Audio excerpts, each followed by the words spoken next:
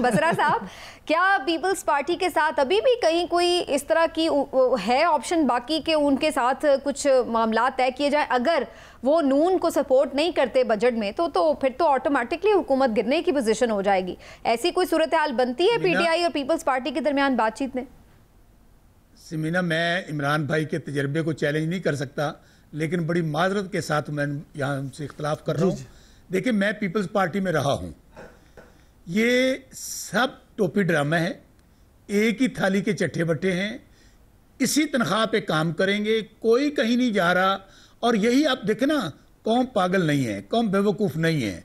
अब वो 70-80 नहीं है, ये वो पीटीवी का दौर हो, वो आज एक इंफॉर्मेशन का दौर है, हर किसी तक वो इत्तला पहुंचती है, इंफॉर्मेशन पहुंचती है। आप देखें, इनको कौन सी चीज़ इकट्ठा रखेगी?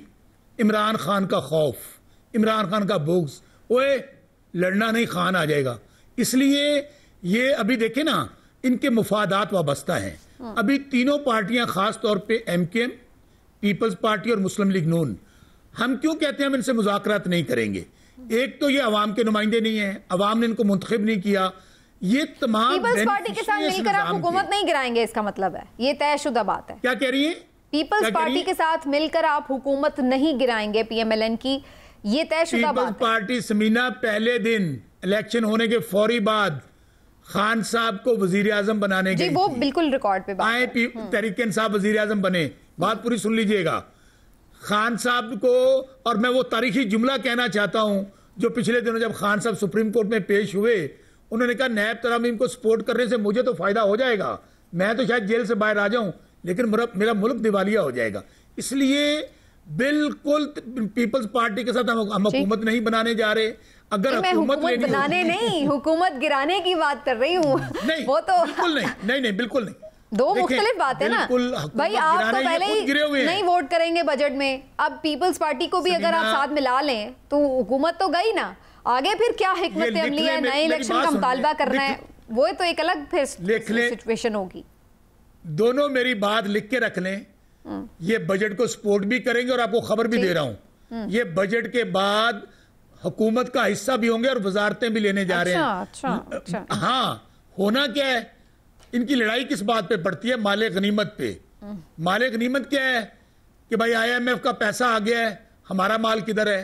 दुबई लीक्स, उसकी किसी ने तफ्तीश की क्या? किसी ने फील्ड की? और दूसरा, वजारत हमें कौन सी दोगे? पंजाब में हमें क्या मिलेगा?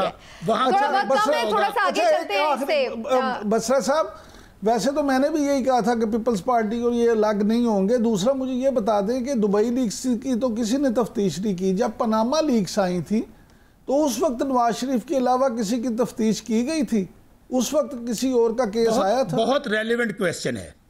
देखिए, हमारे दौर में जब ये पनामा लीक्स आई, उसमें बहुत सारे लोगों के नाम आई थी। सॉरी, हमारे दौर से पहले की आई ना, हमारे दौर के पहले की हमें तो विरासत में मिली ना। लेकिन जैसे ही हमारा दौर आता गया, हमने हर मुमकिन कोशिश की कि तमाम लोगों को जो इसमें शामिल है सबकी तहकीक तफ्तीश की जाए। आज भी हम मुतालबा करते हैं। चले इमरान साहब, जो सवाल आप कहना चाहते हैं, आज तो हम हुकूमत में नहीं है ना, आज तो हम हुकूमत से बाहर हैं। आए कानून सारी मुतालबा करना तो बड़ा आसान होता है सर, उस वक्त करना था ना जब आप लोग। मैं और बात कहने लगा हूं समीना, मैं और बात कहने लगा हूं। आए, हालांकि ये जालसाजी हम हुकूमत को तस्लीम नहीं करते, ये फॉर्म 47 की पैदावार है, जालसाजी के जरिए बनाए, कानून साजी करें। जिस चीज ने पैसा लूट के पाकिस्तान से बाहर लेकर गए हैं, वापस लेकर आए। जालसाजी की आपने बात की, शौकत बसरा साहब ये फरमाइएगा, इलेक्शन ट्रिब्यूनल्स ने आज 3 बड़े अहम हल्के हैं, मरियम नवाज जिस सीट से नशिस्त में कामयाब करार दी गई वो हल्का, फिर अब्दुल अलीम खान साहब का हल्का, इसके साथ साथ ओन चौधरी वाला हल्का, फॉर्म 45, 47, 46 मांग ली हैं। कोई उम्मीद है आपको ट्राइब्यूनल से? क्योंकि यही मामला जो है, एक अगर ऑर्डिनेंस को यहाँ पर एक कानूनी तहफ़्फ़ुज़ मिल जाता है तो फिर रिटायर्ड जजेस आ जाएंगे, आपको लगता है उससे पहले फैसले हो जाएंगे? समीना, ये जो फॉर्म 47 पे मुंतखब होकर आए हैं ना, ये जब आपस में मिलते हैं, पता क्या बात कहते हैं? जे मैं देखा फॉर्म 45 दे बल्ले ते कुछ नहीं मेरे पल्ले, अगर वेखा मैं फॉर्म 47 न ले ते बल्ले बल्ले बल्ले। ये हालात हैं भाई, इन्होंने कहाँ आने देना है? अगर ये कुछ करने देना चाहते, आप बताइए, आज 180 दिन के बाद होने थे अंदर फैसले ये ट्रिब्यूनल्स के, क्या किया इन्होंने? इलेक्शन कमीशन जो हम समझते हैं को जिम्मेदार है सारी धांधली का, वो तो हमारा मुल्ज़म है। आज इस्लामाबाद के अंदर जब जस्टिस तारक जहांगीर साहब ने ऑर्डर किया, ये भाग के इलेक्शन कमीशन में चले गए और वो ऑर्डर कर रहे हैं और साथ इलेक्शन ऑर्डिनेंस ले आए। इसी तरह कल हम लोग सुप्रीम कोर्ट में पेश हुए हैं, पूरे फॉर्म 45 वाले 170 लोग MNAs MPAs, हमने कहा है कि chief justice Lahore high court ने सबसे वेल रेप्यूटेड जजेस बनाए हैं, बड़ी अच्छी रेपुटेशन वाले, भाई उन्हें काम करने दें। हो क्या रहा है? आज आपने जो बात कही है, आप देख लीजिए, जो काम इस्लामाबाद में हुआ था, ये लोग भी भागेंगे और इलेक्शन कमीशन में चले जाएंगे, क्योंकि इनके पास फॉर्म 45 है ही नहीं है ना। सारी मतलब आपको पता है कि ये फैसला जल्दी नहीं आने लगा। ठीक समीना, एक फिक्रा, अगर मियां नवाज शरीफ, सबसे बड़ा इनका स्टालवर्ट वही था ना कि मियां जी दुआवेगा लग पता जावेगा, उनको बड़ा हार सिंगार कर लेके आए लाहौर के अंदर। भाई अगर डॉक्टर यास्मीन राशिद से मियां नवाज शरीफ हार गया तो जीता कौन है?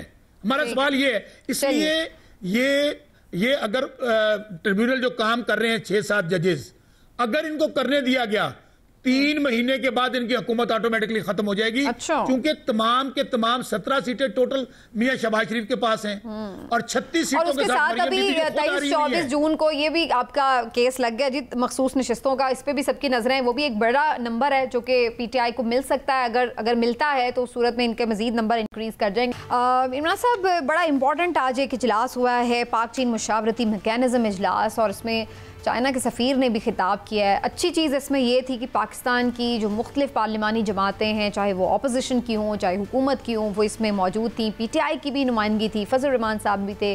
तो आपको क्या नज़र आ रहा है कि जो चाइना के तहफ़्फ़ुज़ात हैं कि जी मुल्क में स्टेबिलिटी होनी चाहिए, जो आज उनके सफ़ीर ने बात भी की है, वो काफ़ी हद तक आपको लगता है कि दूर हुए होंगे इस पॉइंट ऑफ व्यू से, इस ऑप्टिक्स से कम अज़ कम, कि तमाम सियासी जमातें मुल्की मफाद में एक पेज पर हैं?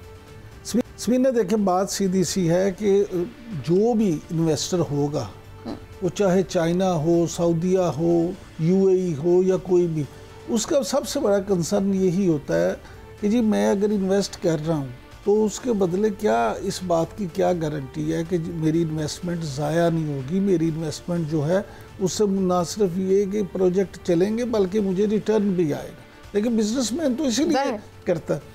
अब जो चाइना की बात है, तो चाइना क्योंकि पाकिस्तान का एक ऐसा दोस्त है जिसने हमेशा मुश्किल में हमारा साथ दिया, तो ये उनका कंसर्न था। तो और आज उनके जो सफ़ीर है उन्होंने जो बात की है, देखिए वो बात बड़ी ठीक उन्होंने बात की है, उसमें कोई ऐसी चीज़ नहीं है। लेकिन मुझे खुशी इस बात की है कि अल्हम्दुलिल्लाह, शुक्र अल्हम्दुलिल्लाह, हमारी सियासी जमातें जो हैं उनको भी कम से कम इस बात का एहसास, मैच्योरिटी का सबूत दिया। हाँ जी, उन्होंने ना सिर्फ ये कि मैच्योरिटी का सबूत दिया, बल्कि तमाम एक टेबल पे बैठे हैं। और यही हमेशा हम बात करते हैं। देखें, बैरिस्टर अली ज़फ़र साहब भी थे, मौलाना फजलुर रहमान भी थे, खालिद मकबूल सिद्दीकी भी थे, उसके अलावा हिना रबानी खर साहिबा भी थी, नुमाइंदगी थी। हाँ जी, तमाम लोग जो थे वो मौजूद थे। और आज वहाँ पे जो बात हुई और जिस तरह से सब ने अपने ख्यालात का इजहार किया, तो इससे एक बड़ा स्ट्रॉन्ग मैसेज गया है। और चीन जो है उसको भी आज ये मैसेज आएगा कि भाई ये तमाम जमातें, सियासी जमातें, तमाम स्टेक होल्डर्स इस बात पे मुत्तफिक हैं कि ना सिर्फ ये कि चीन जो है वो आए, और CPEC एक बड़ा गेम चेंजर है, जो बात हमेशा की जाती है, इसका तो जो दूसरा मरहला है उस पर ज़्यादा से ज़्यादा इन्वेस्टमेंट हो। लेकिन मैं ये समझता हूँ कि इस फोरम पे मज़ीद भी जो चीन के साथ चीज़ें हैं उन पर भी डिस्कशन होनी चाहिए, और टाइम फ्रेम भी जो है उसको भी ये करना चाहिए कि कौन कौन से मंसूबे कब शुरू होंगे।